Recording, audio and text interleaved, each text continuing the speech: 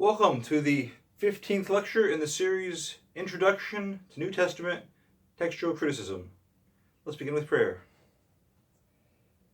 Heavenly Father, we ask that you would beautify the feet of those who bear good news today. May our lives be in harmony with the word that you have given. May we say with Paul, "Woe is me if I do not preach the gospel."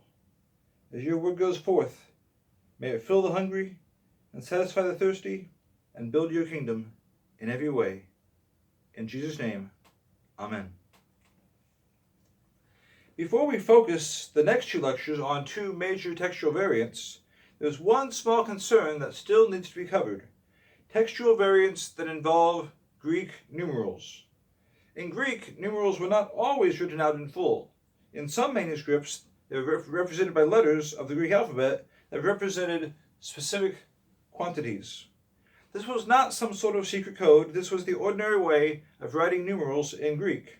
And this chart shows the 24 usual letters of the Greek alphabet expanded by the inclusion of 3 extra letters: stau, or digamma, or stigma, and kappa, and sampi. Arranged in 3 rows of 9 letters each, you can see the numerical value that was assigned to each letter. 3 rows of 9, 3 rows of 10s from 10 to 90, and 100 to 900. Now, a horizontal line was usually added above these letters to show that they were being used as numerals. Using these letters to represent quantities, any sum from 1 to 999 could be written using no more than 3 letters. With a mark to the lower left of a letter, it signified an amount of thousands.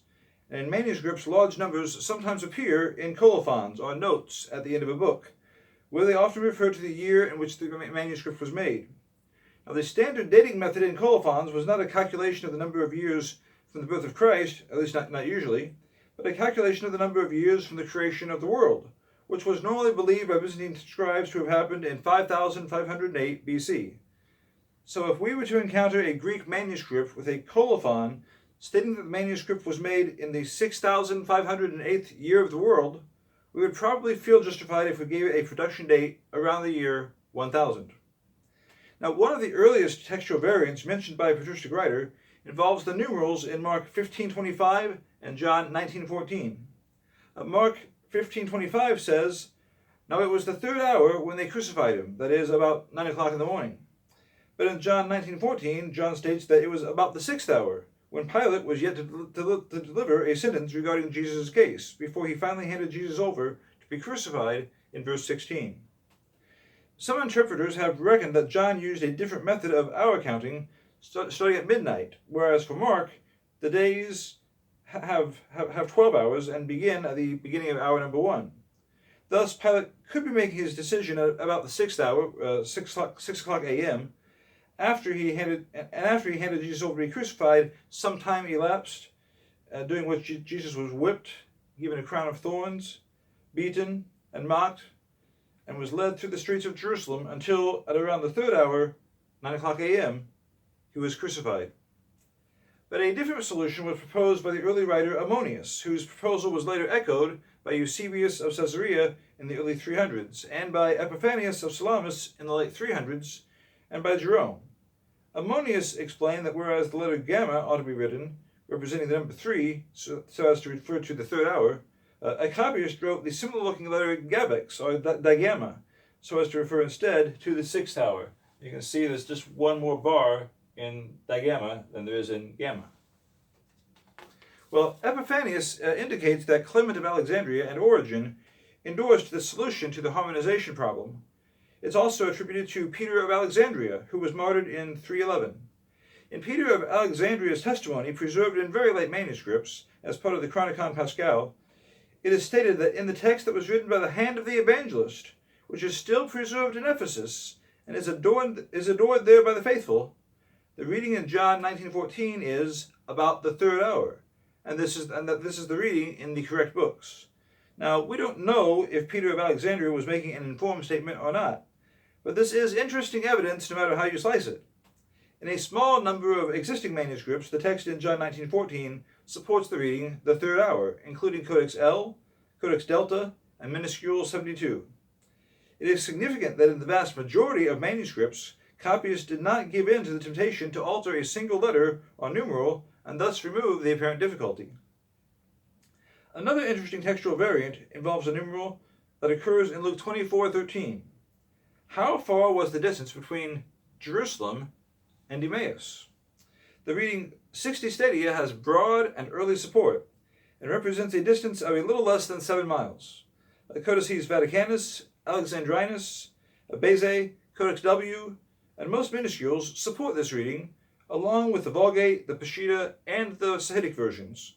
The copyist of Papyrus 75 wrote 60 as an overlined letter, Kazai. That's what you see here. For 60 stadia. But some manuscripts, including Codex Sinaiticus and Codex Pi, support the reading 160 stadia. This was also initially the reading in Codex N. It is supported by the Armenian version, by the Palestinian Aramaic version, by the Latin Codex Valdensis from the mid-500s, by a small number of Greek minuscules, and by a significant cluster of Arabic manuscripts, and it is endorsed by a margin note in minuscule 34. Now this reading probably reflects a belief that the city of Nicopolis and the village of Emmaus were the same place. Nicopolis had been destroyed by forces under the Roman general Quintilius Varus in 4 BC, and it was rebuilt later on after a group of citizens, led by the patristic writer Julius Africanus, successfully petitioned for its restoration in the days of the emperors Elagabalus and Severus Alexander in the 220s and early 230s.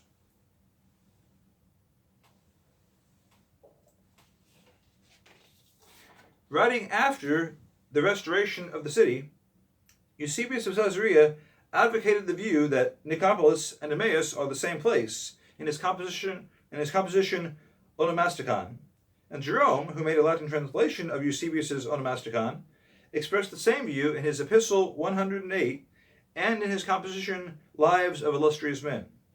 However, 160 stadia is more than 18 miles. That's a long distance for two people to cover in one afternoon, walking from Jerusalem, and then cover again in the evening, going back to Jerusalem. But it is possible. The view that Nicopolis and Emmaus was synonymous was not exclusive to Caesarea, but seeing that it is supported in Codex Sinaiticus augments the case that Codex Sinaiticus was probably produced in that location. Another interesting textual variant involving numerals appears in Mark chapter 6, verse 41. The original text, with extremely broad support, refers specifically to the 5 loaves and the 2 fish. But in Papyrus 45, for some reason, the copyist did not write 5, and he did not write 2 in this verse, even though his text does include the same numbers in verse 38. Possibly in his exemplar, his master copy, these words were written as numerals, and the lines above the numerals may have been written very shortly, or very small, and he might have misunderstood them as if they were dots, that is, as if they were marks that meant, do not write this. The Codex Vaticanus is another important manuscript with an unusual reading involving a numeral. In Acts 27:37, where most manuscripts state that there were 276 souls on board the ship that was about to be shipwrecked, Codex Vaticanus says there were about 76 souls, and the words 76 are written out in full. And this is also supported by the Sahidic version. What has happened here in the text of Codex Vaticanus? Well, John Burgon perceived the answer. Basically, after a transposition of the words in this part of the verse, the number 276, written as a numeral, that is, as sigma, omicron, and stau are stigma, followed the phrase, in the ship. The letter omega and the end of the word for ship, ploio, was misread as if it was part of a word, hos, meaning about. And this left the overlined letters omicron, 70, and stau, digamma, 6, creating the reading about 76. Burgon also noted from a common sense perspective, although one might say about 70 or about 80, is it not obvious to everyone that about 76 is an impossible expression? Well, fortunately, although Westcott and Hort adopted Vaticanus' reading against all other Greek evidence, Burgon's cogent case against Vaticanus' reading was favored by later writers, including F.F. Bruce and Bruce Metzger. Another textual variant that involves numerals is in Luke chapter 10 and verses 1 and 17. Does the Lord send out 70 individuals, or does he send out 72?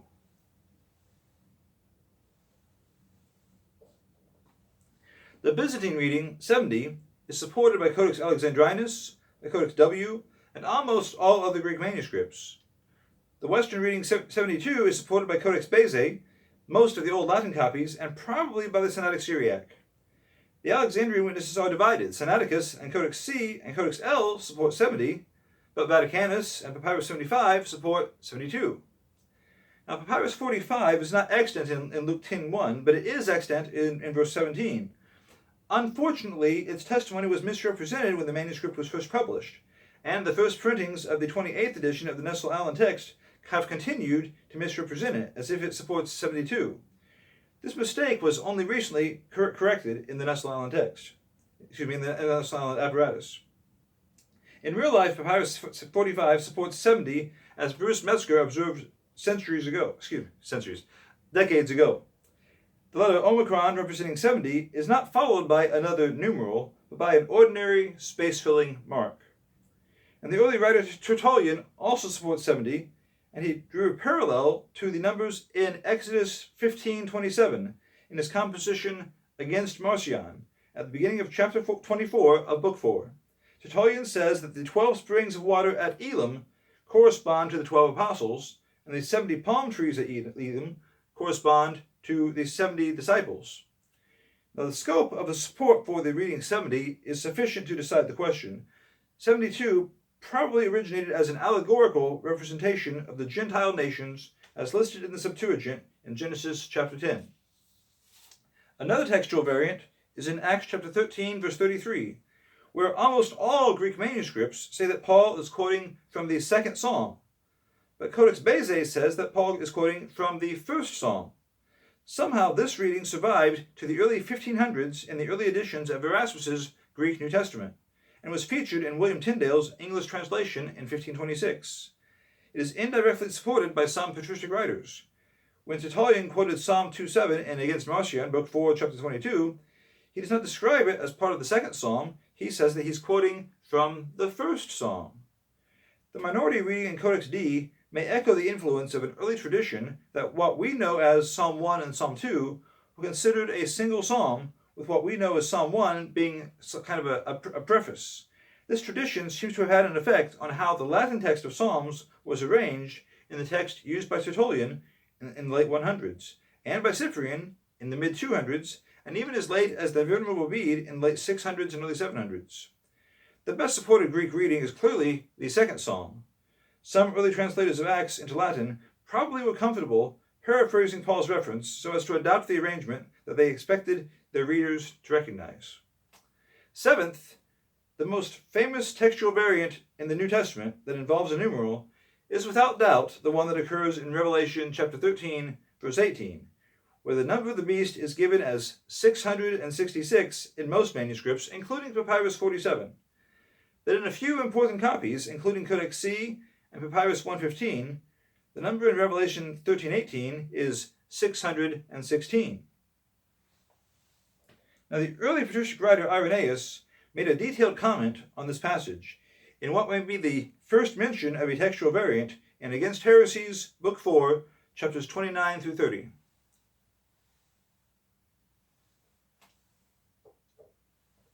Irenaeus made several guesses about the name that is represented by the numerical value of 666.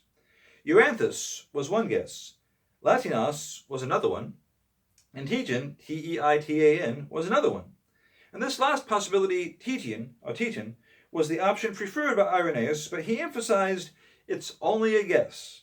And he stated that if it were necessary for people in his time to know the name, it would have been revealed in John's vision instead of just the number of the name. Irenaeus thus shows that he used the text with 666 because in each one of these names, the value of the letters adds up to 666. And as if more evidence were needed, Irenaeus also compared this number to Noah's age before the flood, which is 600 years, and the dimensions of Nebuchadnezzar's idol in Daniel chapter 3, verse 1, 60 cubits high and 6 cubits wide. In chapter 30 of Book 5 of Against Heresies, Irenaeus' statement gets even more detailed. He affirms that 666 is the number that is found in all the most approved and ancient copies, and that it is endorsed by those men who saw John face to face. And when we consider that when Irenaeus wrote, the book of Revelation itself was less than 100 years old, this is extremely weighty testimony. Irenaeus also stated, "I do not know how it is that some have erred following the ordinary mode of speech, and have reduced the middle number in the name, deducing the amount of 50 from it, so that instead of 6 tenth units, they will have it that there is but one." To put that another way, Irenaeus refers to approved and ancient copies that support 666, but he is also aware of copies that have the reading 616. And he says, "I'm inclined to think that this occurred through the fault of the copyists, as tends to happen, since numbers are also expressed by letters, so that the Greek letter which expresses the number 60 was easily expanded into the letter iota of the Greeks." Now, Irenaeus does not say precisely how the letter Chi was accidentally changed by copyists into iota. Iota is a straight vertical line like the letter I, but Chi is very different. It seems unlikely that a copyist could accidentally make 616 out of 666. It may be more likely that someone believed that John was referring to the concept of Nero Divivivus, a sort of urban legend that the Emperor Nero, who died in the year 68, was actually still alive and would one day return, leading an army from the east. There are some references to this belief in the composition known as the Sibylline Oracles, and in about the year 420, St. Augustine, in his work The City of God, Book 20, mentions a belief that he regarded as an audacious conjecture. Commenting on 2 Thessalonians chapter 2, verse 7, Augustine stated that some individuals believe that this verse refers to Nero, whose deeds already assume to be as the deeds of Antichrist. And he continues, "Some suppose that he shall rise again and be Antichrist. Others again suppose that he is not even dead, but that he was concealed, that he might be supposed to have been killed, and that he now lives in concealment, in the vigor of the same age which he had reached when he was believed to have perished, and he will live until he is revealed in his own time and restored to his kingdom." Now, it is unlikely that anyone encountering the text of Revelation in Greek would stray from the reading 666, which fits a pattern in which the Antichrist mimics the true Christ. The name Jesus in Greek has a numerical value, if you add up the letters, of 888. But someone encountering the text in another language might look for an alternative explanation. And if one writes Neron Caesar in Hebrew consonants, their value adds up to 666. If one drops the Hebrew letter nun so as to correspond to a Latin form of Nero's name, then the name's value decreases by 50, yielding the value of 616. Now, this is a somewhat complicated theory, but it might be how the reading 616 was created, be it an interpretation that the Antichrist, either literally or thematically or typologically or some other way, was expected to be like the Emperor Nero. Finally, a consideration of numerals in Greek New Testament manuscripts would be incomplete without a description of the Eusebian canons and sections.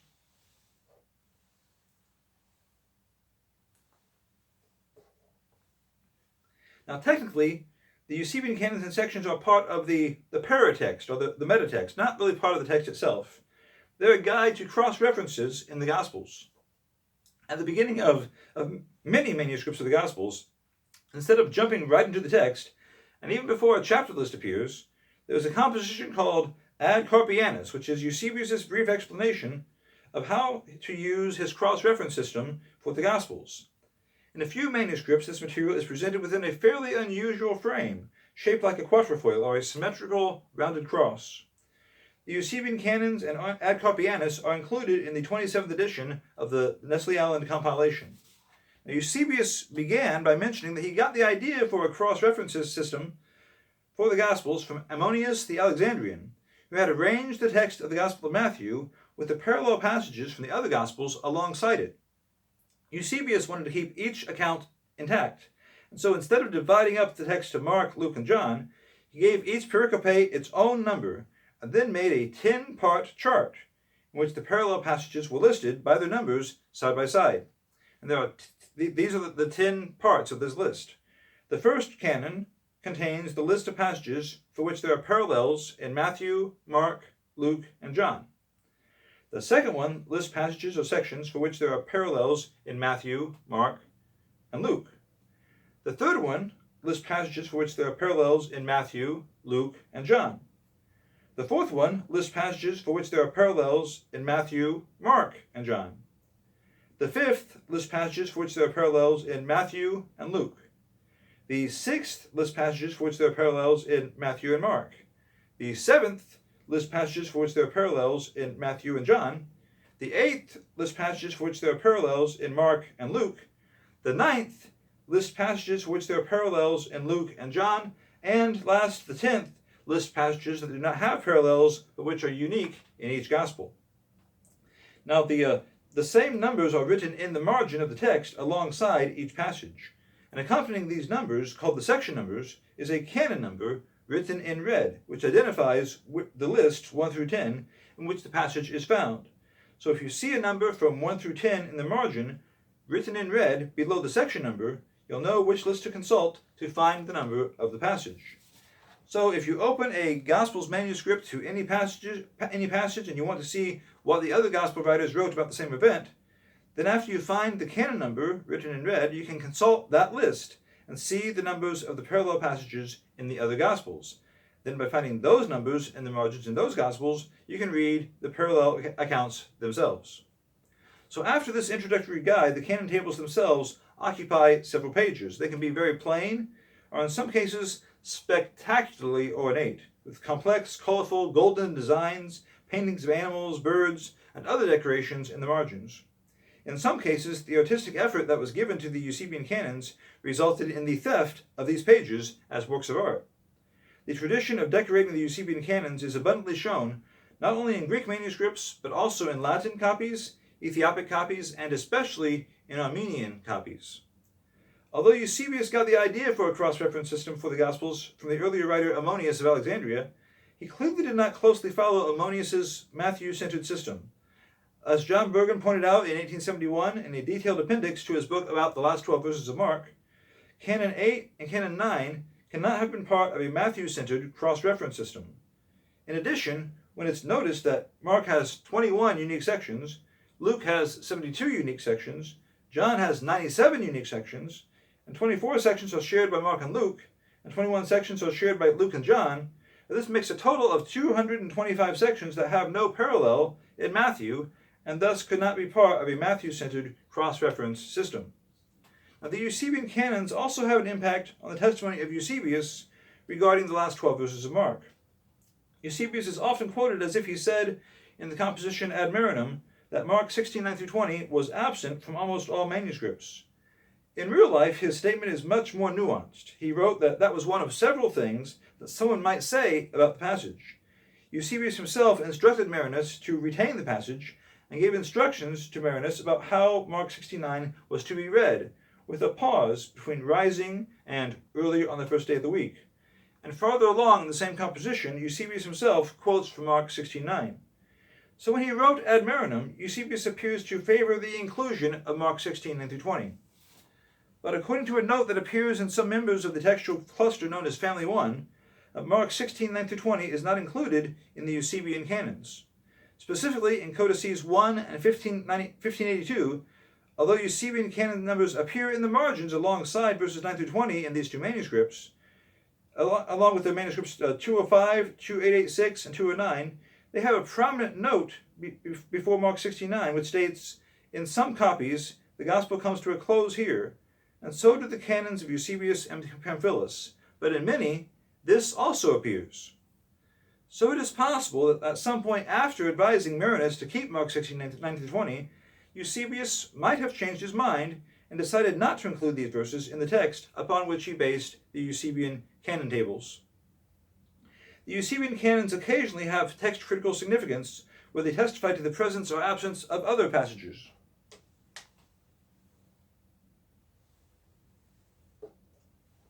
For example, Luke 22, verses 43-44, that passage is not in Papyrus 75, or in Codex Vaticanus, or Codex Alexandrinus, or Codex W. But in the 100s, Justin and Irenaeus both refer to the passage. In the Eusebian canons, Luke 22, 43-44 is included as section number 283, implying that it was in the text that was used by Eusebius. Mark 15:28 is not in Codex Vaticanus, or Sinaiticus, or Codex D, and is also missing in over 100 minuscules, but it is listed as section number 216 in the Eusebian Canons. And by not featuring an entry for Matthew 27:49 and John 19:34 in Canon 9, Eusebius shows that his text did not contain a parallel passage in those two passages.